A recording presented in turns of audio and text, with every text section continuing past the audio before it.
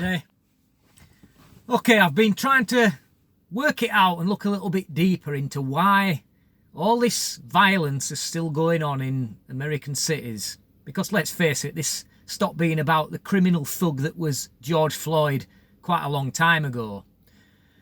And I think I'm starting to understand a little bit more now. The main reason for it is because what they have in America right now is, what they are missing, should I say, is the one thing that makes a democracy work. And that is losers' consent. Because let's face it, ever since the 2016 election, the left have never accepted that crooked Hillary lost to Donald Trump. You may have thought that they would have got over it in time, but they haven't, and neither have the left-wing liberal Democrat Party. And what this violence now, I believe, is all about is that the people that are involved in it are attempting to send a message to the general American population. And they are saying that, look what's happening right now in Portland, Seattle, Minneapolis, and other cities around America. Look at all the fires that we've caused here. If you vote Trump this November, then your house is going to be next.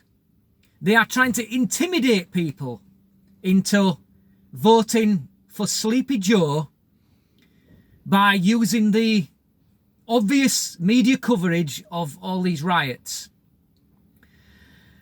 And I think that the problem here with that is that the people now are going to look at all this and think, well, I don't want this to be my house. And what about my family? And what about my workplace? What about my business?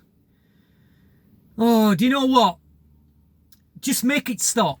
All right, okay, you win. We'll vote for Sleepy Joe just to get rid of Trump. And then please just make it stop. Just leave us alone. But of course, that won't work, will it? Because we all know that if you appease bullies, it only leads to more and more bullying. And then just look at what the Democrats have done to Trump throughout this last 4-year period. They have tried everything to delegitimize his win. First it was all the accusations of racism. It didn't work. Then it was he colluded with Russia and let's spend $30 million of taxpayers' money and 28,000 subpoenas or whatever it was, and months of investigations only to come up with nothing. It didn't work. Then, when that didn't work, they tried impeaching him because he had the audacity to look into the corruption of Sleepy Joe and his zero-experience son in Ukraine. You know, you fire the prosecutor and then you'll get your billion in lethal aid. Fire that prosecutor that's investigating my son and in millions on a board of directors of a corrupt gas company and you'll get your billion, you know, all that. And what happened? Well, it didn't work, did it? So the only thing left now that's in their armoury is to use the people and whip up all this shit and allow them to go and cause mayhem around the country. Look at what Nancy Pelosi said when she's describing these rioters. She says, people will do what they will do. That's her answer to it. Look at the Democrat officials in the cities that are being affected by this. Trump has said, we will send in federal help, but none of them are accepting it. They're not accepting it because it might give something for Trump to claim credit for, and they can't possibly allow that to happen. But now is the time to stand up, guys. To my American viewers, and I know I have some, I'm not doing this to make a profile for myself. I'm not doing this to make money, but please share it amongst everybody you know. Now is the time that you must stand up to the bullies. You must stand your ground. You don't have to be vocal about it. You can be the silent majority.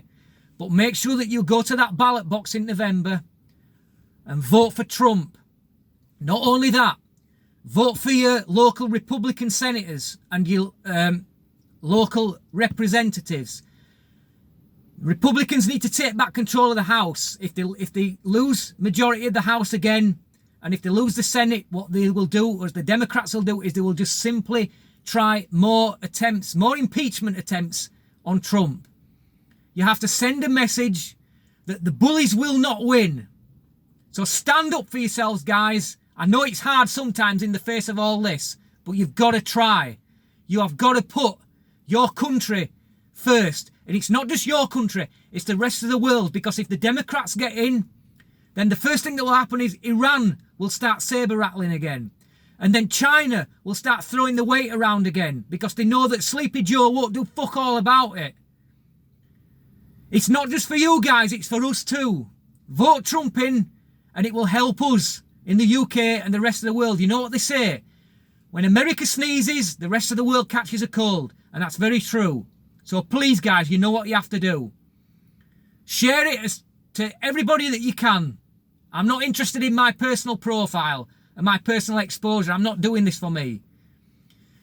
Thank you for watching. Till next time. Easy.